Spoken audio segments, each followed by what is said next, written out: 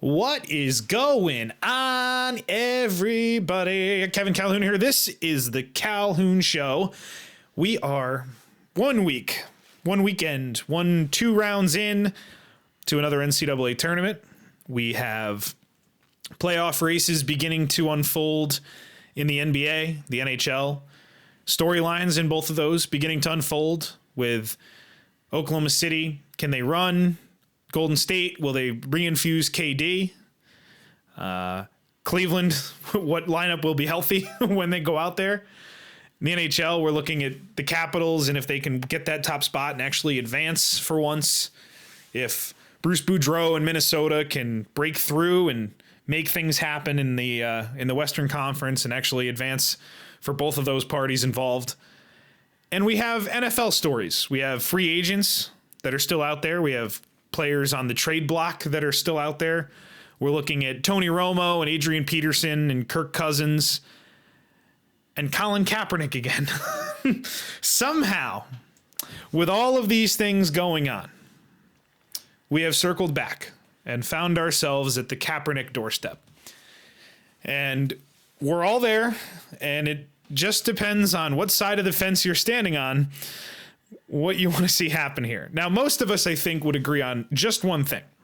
We would like this to not be a news story. Now, I've talked about Kaepernick on this show before. I supported him when he knelt during the national anthem. I support the motive behind that because I think I understand what his motive was and can read a little more deeply into things than closed-minded people. And I think most people that listen to this podcast agree with that. That said, we're now at a place where the president affects NFL free agency. Teams don't want to sign Colin Kaepernick because they're afraid Trump is going to tweet about Colin Kaepernick and about their team in a negative light, and his millions of adoring followers will blacklist, I guess, these NFL franchises for looking at what seems to me, and this kind of gets lost, what seems to me to be a very flawed quarterback that I think would be on a roster today, without a doubt. He'd be on a roster today if he wasn't who he is. Geno Smith just got signed to my team, which means Colin Kaepernick's good enough to be on an NFL roster. Kellen Moore just re-signed with the Cowboys. There are examples of quarterbacks that have jobs. So Colin Kaepernick doesn't have a job because of the stance that he took or the kneel that he took. And that's costing him now. And here's the sad part. And these videos are all out there. It's all publicized with the money that he's given to charity. He's working now with an airline, and they're donating a plane. I think it's Egyptian Air. I'm forgetting that off the top of my head. I have it written down next to me, but I don't want to stop. I'm going to keep going. It's an airline, whatever. They donate an airline, and they're going to bring food and supplies to Somalia, which is going through between drought and everything. It's pretty amazing, the stuff that's being done by a person that could potentially be ridiculed by the leader of this country. That's baffling to me, because kneeling down has outweighed all of the good that he's done in the last year. And I've heard this argument. This one's satisfying to me because it lets me know where everybody stands on things. He's only doing all these charitable things because he's in the limelight because he knelt down. If your brain works that way, if you think that way, that's fine. That's cool. You can think like that. That's super negative and kind of shitty, but you can do that. So I don't know where this goes. I imagine that by training camp time, he'll be on a roster, but we got to remember this guy lost his job to Blaine Gabbert last year. Okay. He has been a flawed quarterback. He has been a very flawed quarterback. I wanted to do a quick little thing about Kaepernick and then get that out of the way, because we have all kinds of tournament stuff and NBA and NHL, and I don't know, maybe I'll tell you a story about things going on up here. I don't know. We'll see. This is the Calhoun Show. Let's get it going.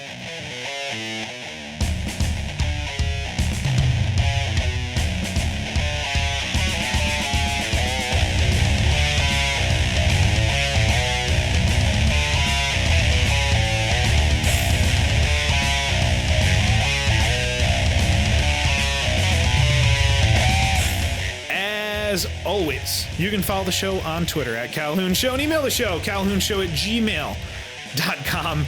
You can listen to the show on iTunes, Stitcher, and SoundCloud. If you listen to us on iTunes, and you would be so kind as to go into iTunes and give us a rating and a review, nice little 5 stars and a comment, helps us push the show to more people. The voicemail line is always open, 860-740-2119, 860-740-2119 is the number for that, and you can ask us the questions that you want to ask each week at Calhoun Show's Twitter, email, Facebook page, subscribe on YouTube. All the episodes go up in their entirety on there, so plenty of ways to follow us. So, here we are, 2 rounds into the NCAA tournament, and how is your bracket looking?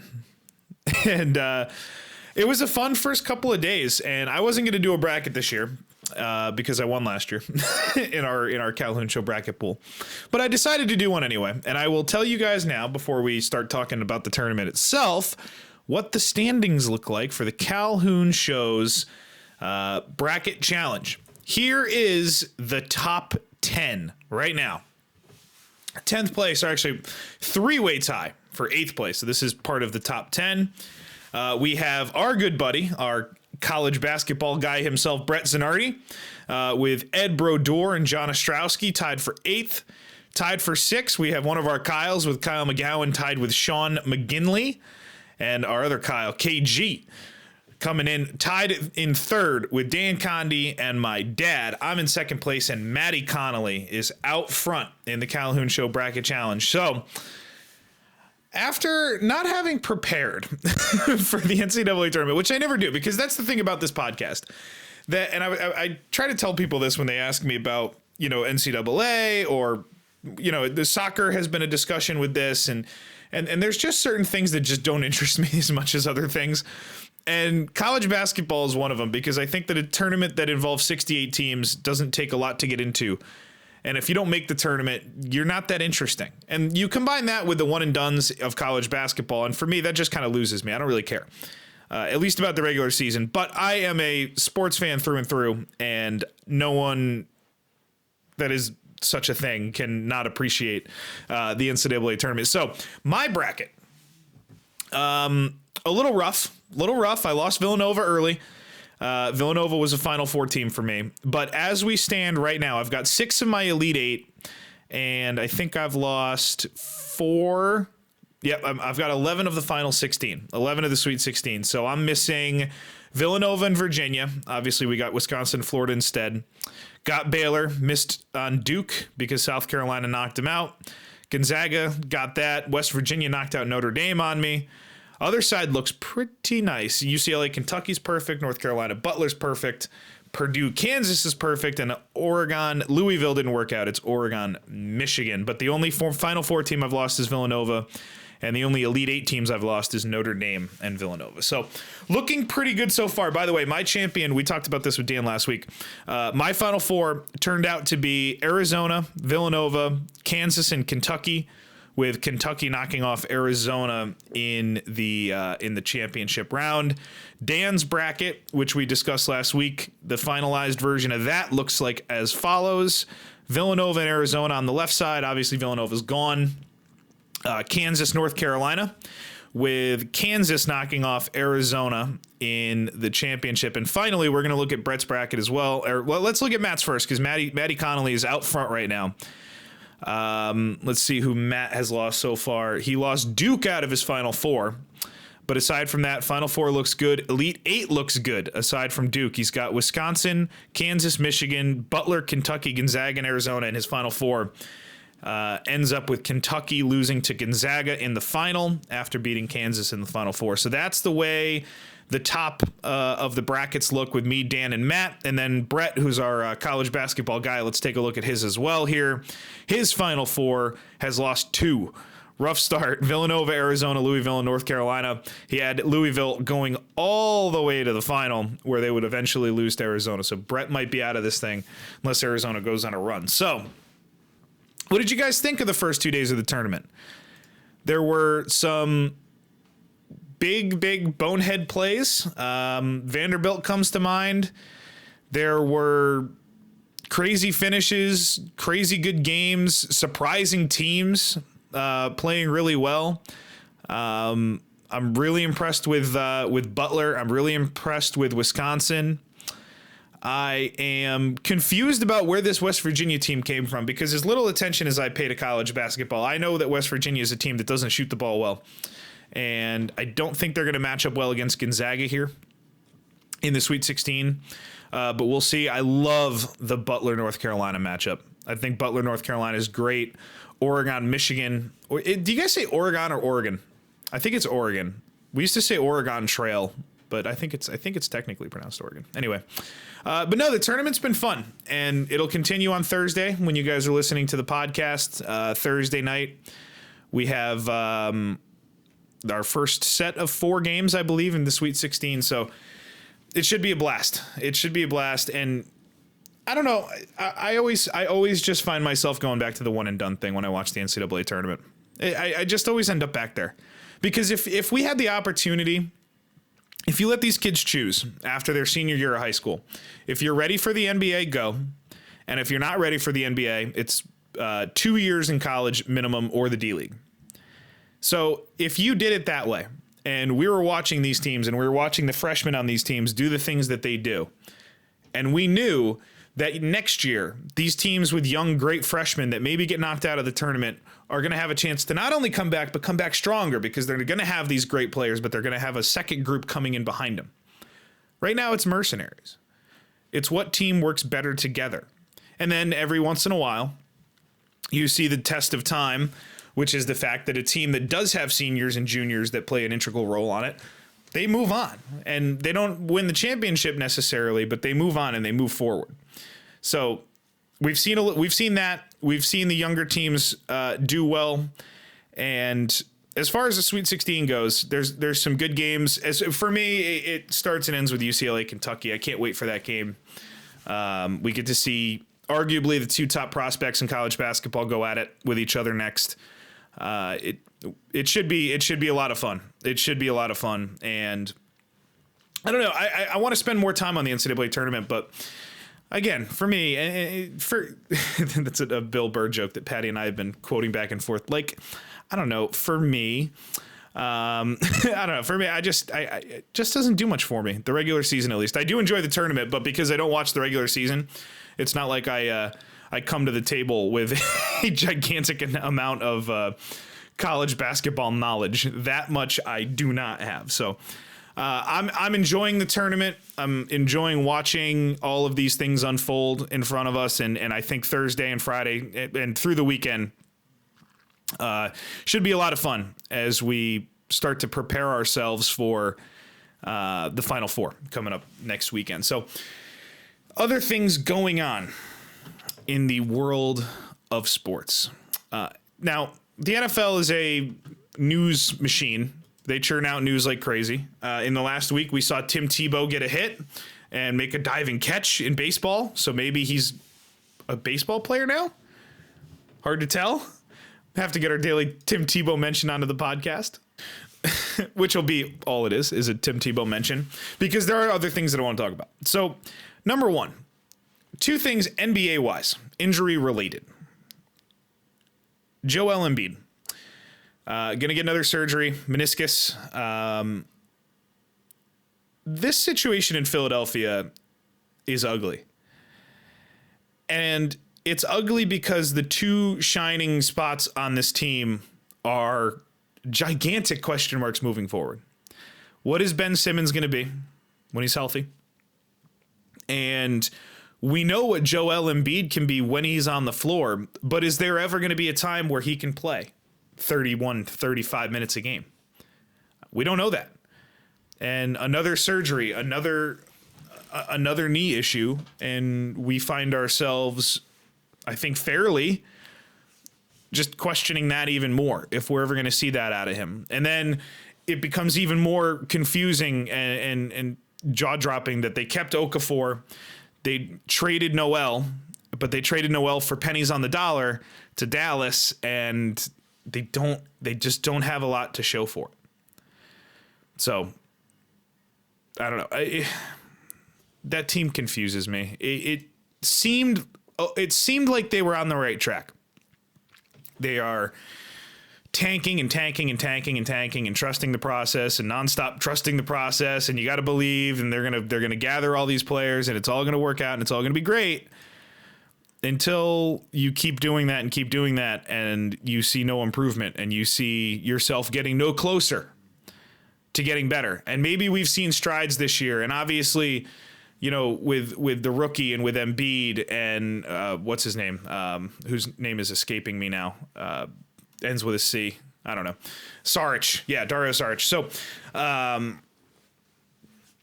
don't know. Maybe we're seeing signs that this team is headed in the right direction, but it just seems to be at least one step forward, one step back for them. And if they're not going to get a lot out of Joel Embiid as far as minutes go, he's going to be great when he's on the floor, but you need more. You need more time out of him.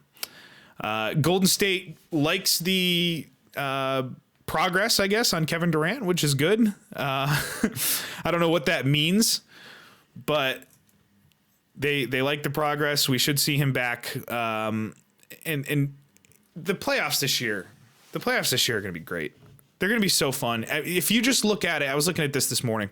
If you look at the standings right now, if we started the playoffs today, the matchups that we have in the NBA are amazing. Cleveland, Miami. That's your 1-8. Can't hate that. Boston, Indiana. Good series. I love that matchup. Milwaukee, Washington. Okay. And Toronto, Atlanta. Okay. The second round, however, in the East would set up beautifully if the top seeds held on. In the West, Golden State, Denver, that's a blowout. San Antonio, Memphis, that's a blowout. Houston, Oklahoma City is just a barn burner and a blast. And Utah, the Clippers, is a blast as well. If you're wondering, Portland is a game and a half out of the playoffs in the 9. Chicago, 2.5 out. I'm sorry, 1.5 out, as well as Detroit in the East. But I think we're going to end up seeing Miami and Indiana hold on to those two spots. So right now we're basically on Kevin Durant heel watch. We're on Russell Westbrook triple-double watch. We're on James Harden MVP watch. And the MVP race is fascinating in the NBA this year because there's no standout.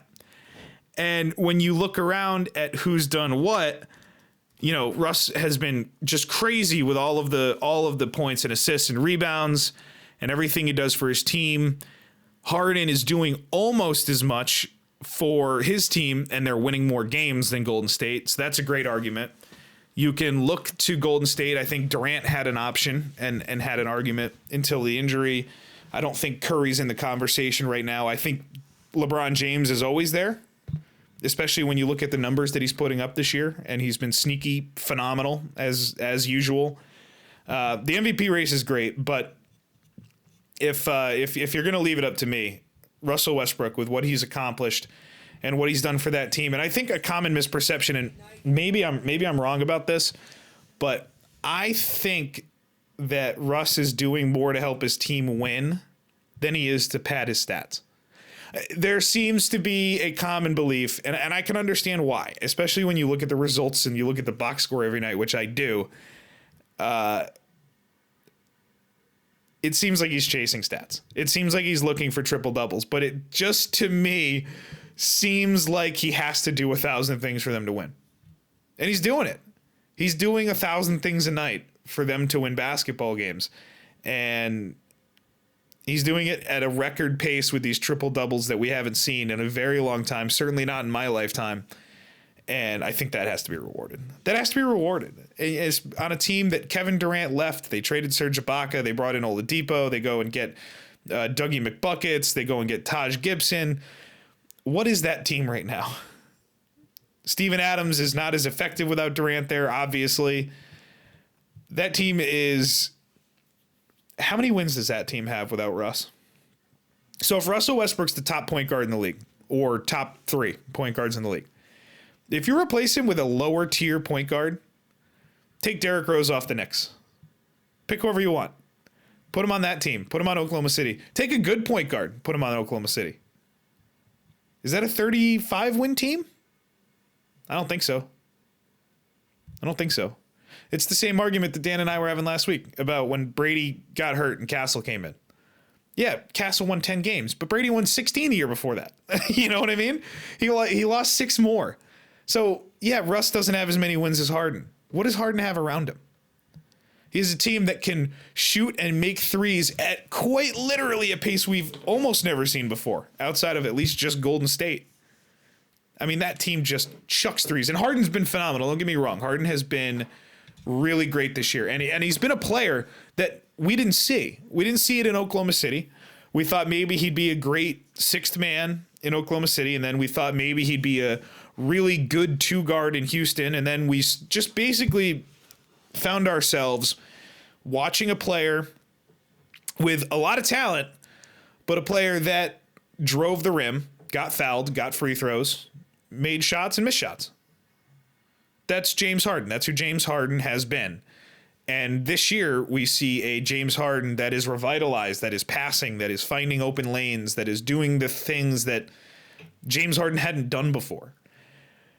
I'm curious as to how much effect Dwight Howard had on this. Dwight Howard leaves town. Harden's by himself. He's got free reign. He can lead the group, and there's no, I guess it's not unfair to say negative energy with Dwight Howard not there. That seems to follow him. I think if something happens once and you assume that's bad, but if something happens 3 times, it's a pattern. Dwight Howard leaves and your team improves. So yeah, I think that's been great for Harden, and Harden's been awesome, and he deserves some MVP votes. But you're going to be hard pressed. And if you want to email at calhounshow@gmail.com, or if you want to send a tweet at Calhoun Show or at Shut Up Calhoun for me, you can tweet me your MVP arguments, going whatever direction you would like. But I would take Westbrook right now, and I would take him in a landslide. All right, let's keep going. It's Calhoun Show. The Calhoun Show. So tomorrow, on Thursday, I am going shopping. How exciting. No, we're going shopping for my mom, actually. As you guys know, if you've been listening to the show, if you haven't, welcome aboard. If you've been listening to the show, my mom moved out of our childhood house a couple months ago.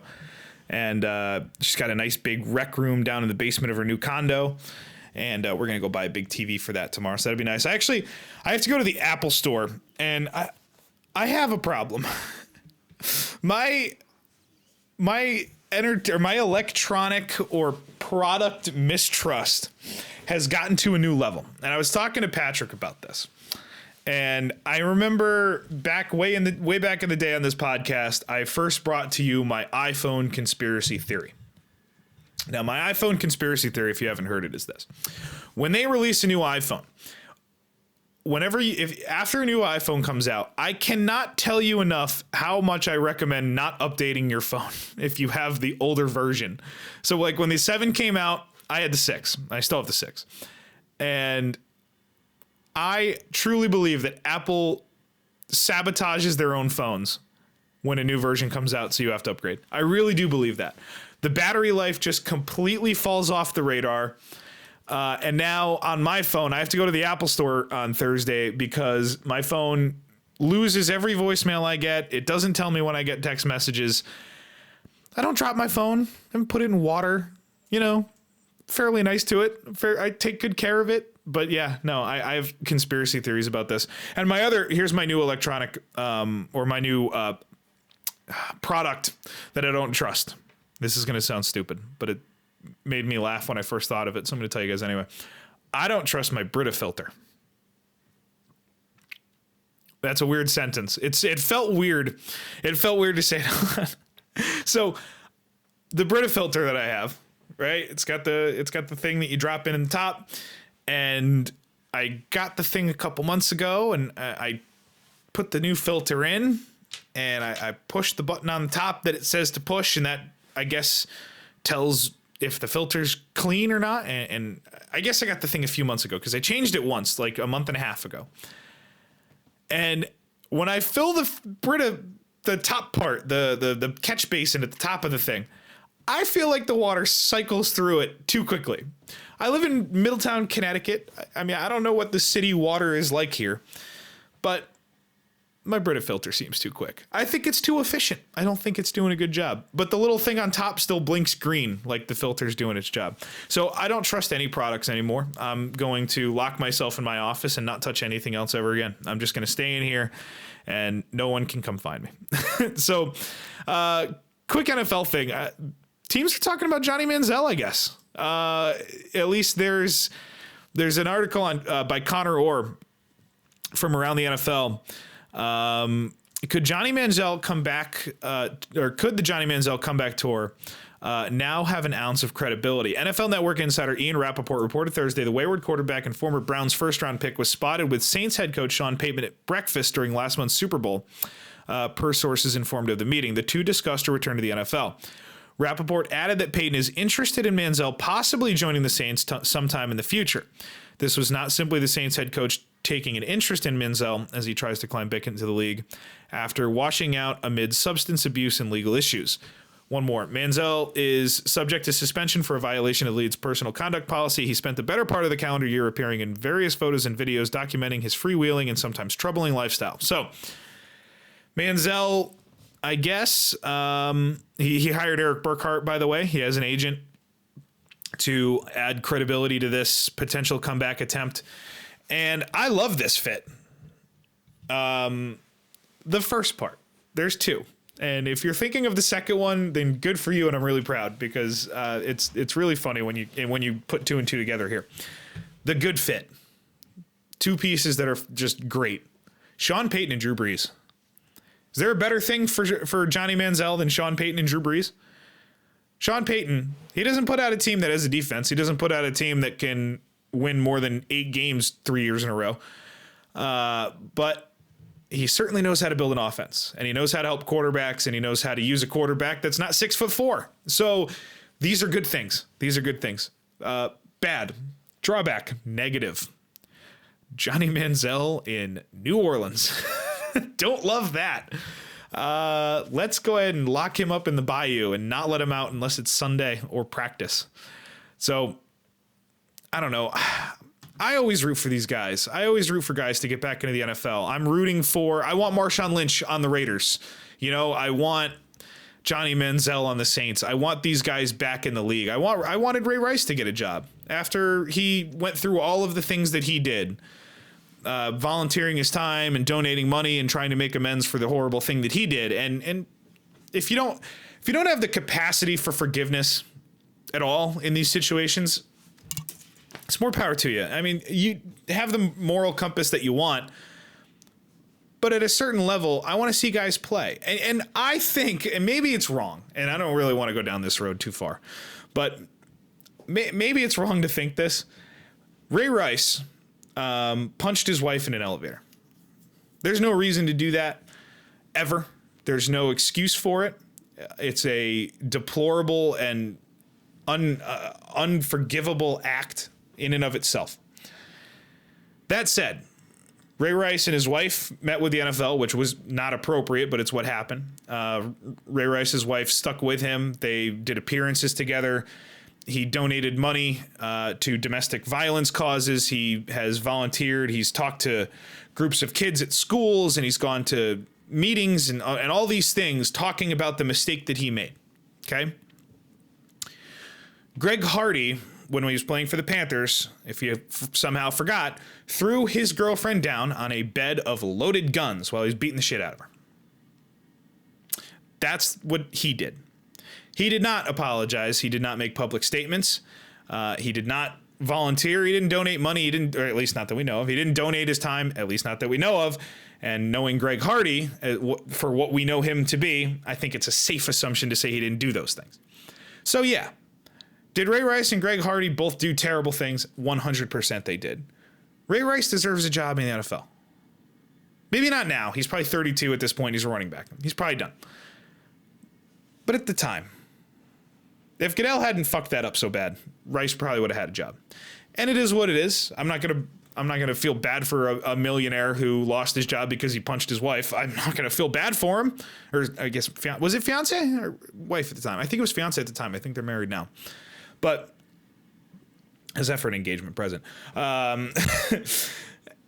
There's differences. And with Johnny Manziel, the differences are more complicated because you don't know what he could do because he doesn't have a violent streak.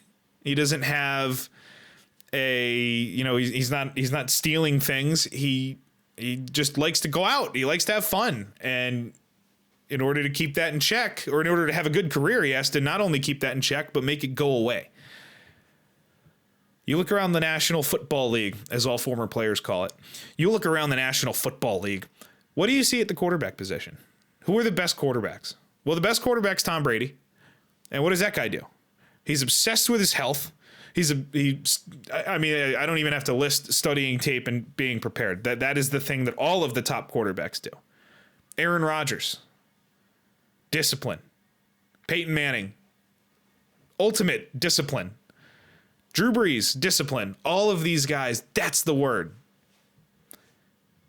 You don't see guys like, I'm thinking of a guy with a checkered past in the NFL. Pac-Man Jones. You don't see Pac-Man Jones playing quarterback. Because when guys like Pac-Man Jones, and he's Adam Jones now, and he seems to have turned stuff around, which is great, but you don't see guys like that play quarterback in the NFL. Not for very long. Manziel played. He wasn't even that bad. I mean, he wasn't great. What did he end up with? I'm gonna pull his numbers here while I do this. But like, was Johnny Manziel terrible? No, he wasn't terrible, but he was not good enough to justify what he was putting the team through. So, do I think Sean Payton would be great for Johnny Manziel? I do. I think it would be a good fit. And if there's anyone that can help Johnny Manziel get his career in order and harness the skill set that he was born with and that he has perfected or helped work on throughout his college and pro career, if all of those stars are going to line up and if all of those things are going to work out, he needs the right guy or guys in front of him. And if you can get two of them, especially if you can get people like Drew Brees or Sean Payton or both of them in this situation, that's perfect. By the way, 2 NFL seasons, he played in 8 games. He completed 57% of his passes, and he had 1,600 yards with 7 touchdowns and 7 picks. So all in all, for the first 8 games of a career, 57%, almost 1,700 yards, 7 and 7. We've seen a lot worse. So I don't know who these teams want. I don't know what the quarterback situation in the NFL right now is so fluid and so unpredictable. Josh McCown has met with the Browns. He's got options. San Francisco remains an option for him. Jay Cutler obviously has options, but it seems like he's going to wait for the Tony Romo domino to fall. Romo obviously doesn't have options at the moment until he gets officially released. Colin Kaepernick, who we mentioned, is still out there. Chase Daniel is still out there. And guys like Johnny Manziel. Vince Young's trying to make a comeback. Guys like Johnny Manziel, still out there. Now, this draft is interesting. I was thinking about this earlier.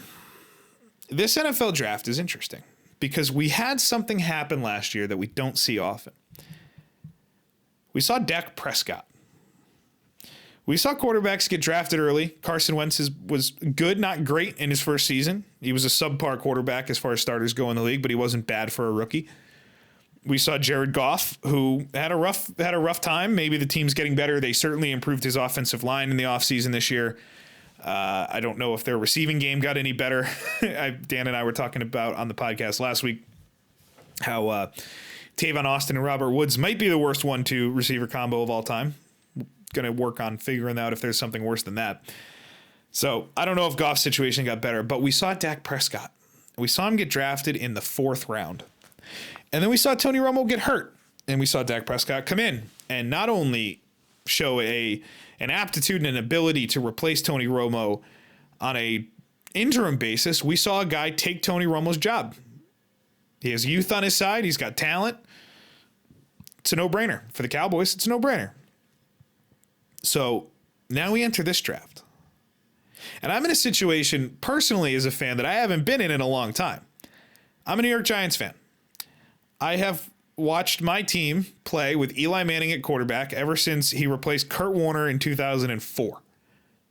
I have not sat down to watch a Giants regular season or playoff game since that time with any other quarterback starting for that team. I've had Eli Manning for almost 13 straight years now.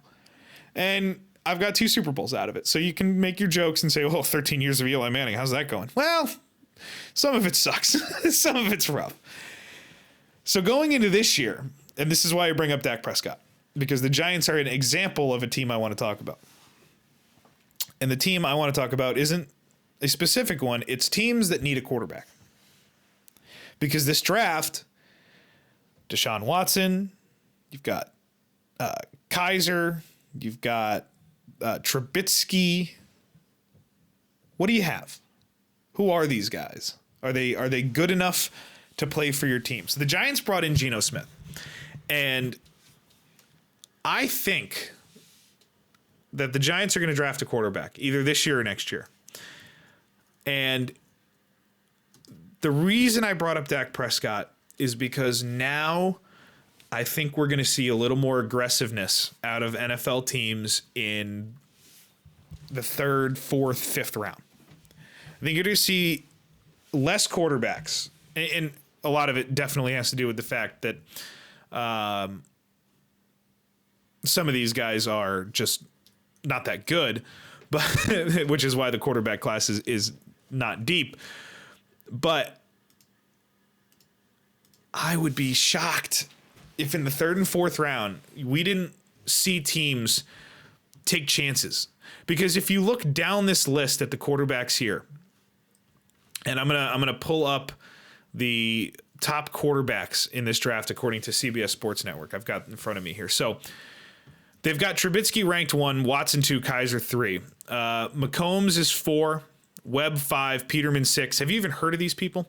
Peterman 7th, Kaya 8th, Evans 9, and Josh Dobbs is 10. Not a lot. There's not a lot going on here at the quarterback position in this draft. So the intriguing part to me is CBS has, I think, 5 of these guys projected to go in the top 3 rounds. You got your top 3, your big guys, and then you got McCombs out of Texas Tech, Webb out of California. Maybe Peterman out of Pittsburgh goes 3rd to 4th. Maybe Kaya goes 3rd to 4th. But I think you're going to see teams be more aggressive trying to get quarterbacks because Dallas fell into this. And this is a situation, and it's funny how these things tie together. I didn't do it on purpose. They talked Jerry Jones out of drafting Johnny Manziel a couple years ago. You got to remember that. They had to talk him out of it. And instead they went and drafted, I think that was Zach Martin, which solidified the best offensive line in football. So you have to be smart. And you have to know when the moves are going, or when the cards are dealt in your favor. Jerry Jones did it right. And we give him so much shit for being a bad GM, and I think a lot of it's justified. But he passed on Manziel. He completed an offensive line, and then instead he waited, and in the 4th round he took Dak Prescott, and Dak Prescott has turned into a starter.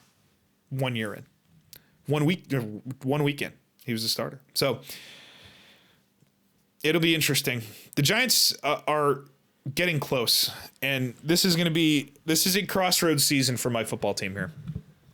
And Eli was rough last year. Was it injuries? Was it arm strength? Is it age? Is he just deteriorating? I don't know the answer. But here's something I can figure out without putting too much effort into it. The Giants are really curious to figure it out. Really, really curious. They went out and got Brandon Marshall.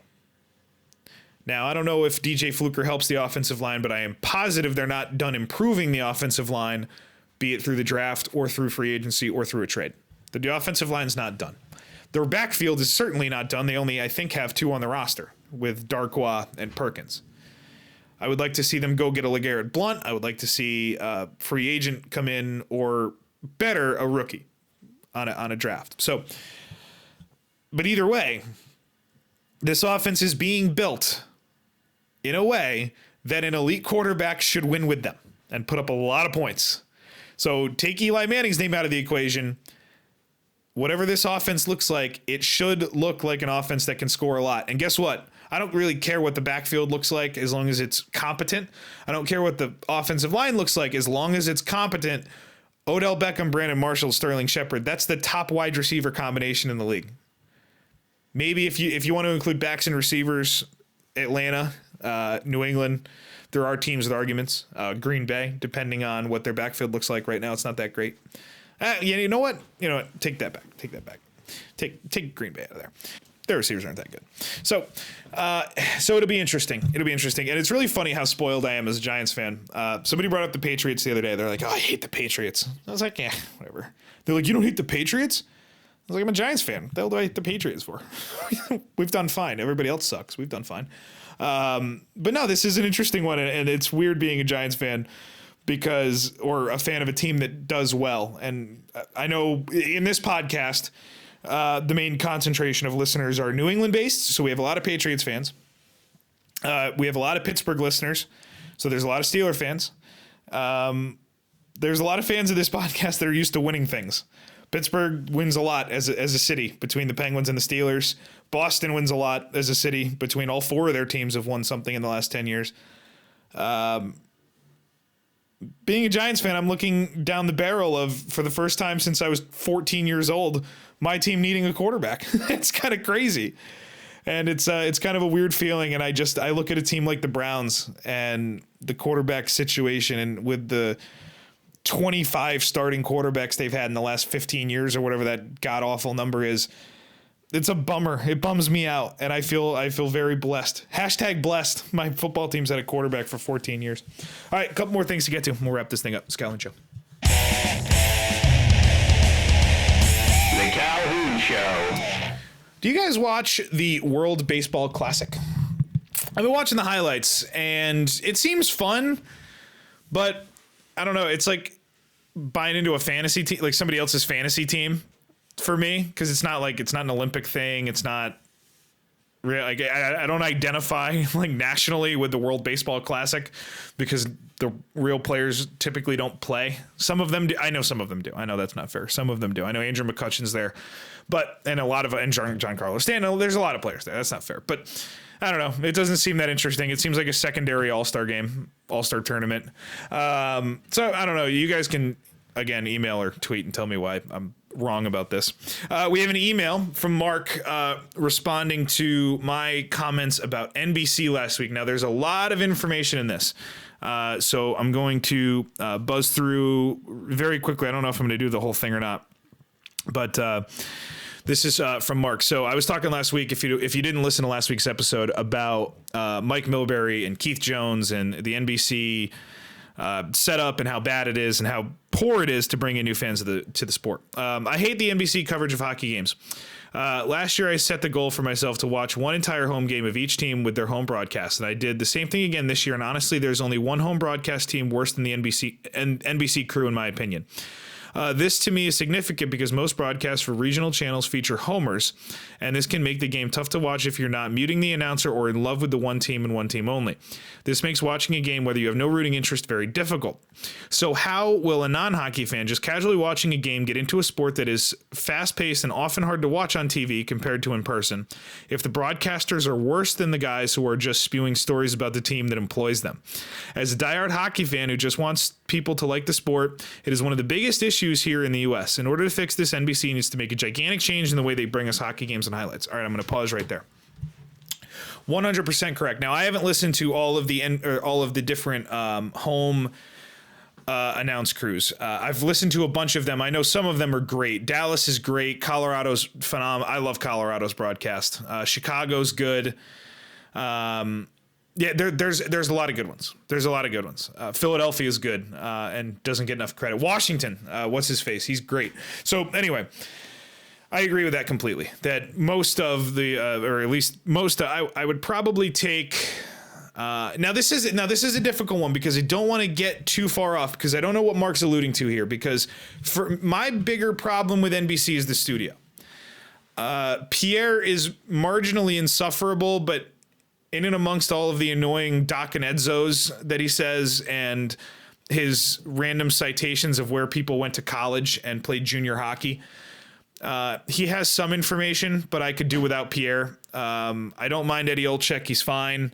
And I love Doc. Doc Emmerich's great. So I don't want to say that Doc's not good on play-by-play. I can't remember how Mark feels about, I've watched hockey with Mark a bunch, but I can't remember how he feels about Doc. So Mark, you'll have to refresh my memory on that. First thing I would do is fire Pierre. This is back to Mark. Maybe I'm biased on this, but he's just awful. Oh, you know what? Mark might get to his, feelings on Doc or Eddie here in a second. I read this 4 days ago and I haven't gone back. First thing I would do is fire Pierre. Maybe I'm biased on this, but he's just awful. I don't need to know where the number 6D man is on the Hurricanes played in his midget hockey or who his uncle is. That's really funny. Is his in-game analysis is mostly telling us how talkative the benches are and what faces the coaches are making. An ex-player would be more effective at his job. In all honesty, I could take or leave Doc and Eddie. I don't mind them, but they're not my favorite. All right, that's fair. Roenick needs to be gone / reassigned. And I'm honestly embarrassed that he is the reason I'm a hockey fan and a Blackhawks fan. He's awful at his job and he's a huge dick. He gets into petty fights on Twitter and has nothing of relevance to add to the studio crew. Roenick would be fine for fluff pieces and the in-crowd reporter stuff that he does at the Winter Classic and other large games. The above should be applied to Milbury as well. Preferably they just fire him, though. I think NBC would benefit from a Sports Center highlights type show that features all sports. The platform could easily be more effective to push their NHL games each week. Sports fans would ideally stop by to see highlights, hopefully decide and give Rivalry Unite a chance. This might be more effective than putting ads for the games and other hockey games. The promos, hold on, I'm going to take some water here. The in-game promos, yeah, there's a lot of them. I don't mind them because I like to know when stuff's on. But that said, this is aside from the talent that's in this studio itself, the NBC issues run so much deeper. And the Sports Center type show, I don't think we're going to ever see that. Jamie Horowitz tried at Fox Sports with Fox Sports Live. They brought in Jay and Dan from TSN, and the ratings weren't there. They weren't good. So... And Jay and Dan are back at TSN now, which is, I'm sure, great for everybody in Canada. But Fox tried. And NBC Sports, they know what they do well. NBC Sports is comfortable. They have the number one sports night of the year that's a weekly thing, which is Sunday Night Football. Sunday Night Football is the number one sports weekly thing in the country. They have the Olympics. They have things that they like. Hockey's not one of them. They just have it. They just, you know what I mean? It's there. It's something that they own the rights to, but they don't do enough with it. Which, I mean, I gave the example last week about no hockey player on the top athletes in the world thing. Back to Mark. I think NBC would benefit from a sports. Oh, read that. Finally, I think NBC needs to bring in new guys who are likable and well informed. In my opinion, there is no better desk anchor in the hockey world than Jeff Merrick. Thank you. 1,000,000% agreed. If Merrick was on, he's on Sportsnet, by the way, if you guys didn't know that. If Merrick was on US TV more, I would tune in to shows he was on every day. He breaks down plays well, is clear with information and statistics, and makes listening to a bunch of analysis more fun. A person like him would do wonders for NBC. I'm going to pause there for a second. Jeff Merrick is great. Merrick versus Wyshynski podcast, Marek versus Wyshynski. It's the only hockey podcast I listen to consistently. Being someone that has been into hockey for about 10 years now, I don't have a lot of information about the game. I'm still learning the game, and no one teaches me more hockey than Jeff Merrick on his podcast. And he does it in a really funny, really informative way. He's super personable, and he's a great storyteller. So I really can't agree with Mark anymore on this about Merrick. A person like him would do wonderful for NBC. Having someone knowledgeable and credible to run a better group of ex-players would give them a much better studio show, which would help them gain fans. Linda Cohn of ESPN has a great knowledge of the NHL and would be an ideal candidate to fill a role like this. While Catherine Tappan is good, I believe there are still better options. I would also love to see NBC go out on a limb and give Ilya Bryzgalov a job. Tappan's good. I think Liam McHugh's great. I don't know. I think that's the one constant in that studio that can stay. Tappan and McHugh, I think, do a good job. Changing up the state group stated group of guys that they have now would do wonders for more viewers and give people like me and you assurance that they are still committed to growing the NHL. Hopefully this all made sense. It did all make sense. And there's I'm going to share a thread on Twitter. I'll do it tomorrow at some point during the day. There's a thread on Twitter talking about how poorly the NHL strategizes marketing wise. And it's eye-opening. It's the NHL it's a really poorly run organization. It's kind of mind-boggling when you look at how many different things they do wrong. The NFL has turned themselves into a 24/7, 365 thing. And other places have problems getting anything done. We have a couple of Facebook comments here.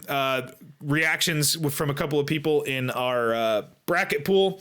KG says, pleased with my third place status, even with the tie. East was tough, although so is Midwest for me. So now only half of my Final Four is intact. My picks were pretty standard and boring. I see some bold picks that have paid off there, Mr. Connolly. And then Matt, who's in first place, says, my concern with the bold picks that remain on the sheet. Someone said to me yesterday, one can have 13 out of 16 going into the third round and end up with one Final Four pick and no finalists. So that's 100% true. So yeah, the bracket challenge continues. The games continue tomorrow night on Thursday. Enjoy. It should be a really, really fun weekend of basketball, both in the NBA and in college. If you're into the World Baseball Classic, I think that's still going on. If it's not, who knows? Maybe next week we'll have some more free agent news to talk about. We'll have some NFL draft stuff in the next week or two here. And obviously all of your questions. I know that coming up next week, we just had that great email from Mark. I know next week we have some cool stuff coming from Sarah. We had the big discussion last week about the women's national team. And there is literally no one more knowledgeable about U.S. soccer that I know personally than Sarah. So I'm really looking forward. She said she's been really busy this week, but she wanted to send me a bunch of things for us to go over on the podcast. So hopefully we'll have that next week. Whenever she gets a chance to get to it, we can revisit that topic. I'm really excited about it. So yeah, guys, thank you so much. If you're new to the show, welcome aboard. Share it with people if you enjoy. Like us on iTunes or like us on Facebook and subscribe on YouTube and hit us up on Twitter at Calhoun Show. You can leave us the old iTunes review and rating. It would be super lovely. I saw a podcast on Twitter recommending that people go into the review section on iTunes and review episodes they haven't done yet, which is really funny. And I'm not saying do that, but I'm going to try to come up with something fun along those lines because that's a cool thing. And I want to start reading those on the podcast, the reviews, but we need more of them. Honestly, it's hard to get people to go to iTunes. And personally, I listen to 1,000 different podcasts. I've never reviewed something on iTunes, so I can understand. Don't feel bad, but you know what I'm going to do? Here's what I'm going to do. I am going to review Merrick and Wyszynski's podcast on iTunes today. I'm going to do it literally or tonight. I'm going to do it right after I finish doing the podcast. That will be my karmic slate for you guys to give a rating and review to this podcast. I hope that works. All right, guys. I will talk to you next week. Have a good weekend.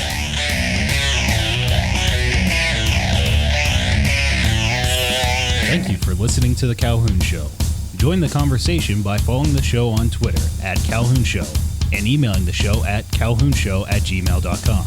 You can also find us on Facebook, and don't forget to subscribe and download for free on iTunes. Want to hear yourself on the show? Leave us a voicemail by calling 860-740-2119.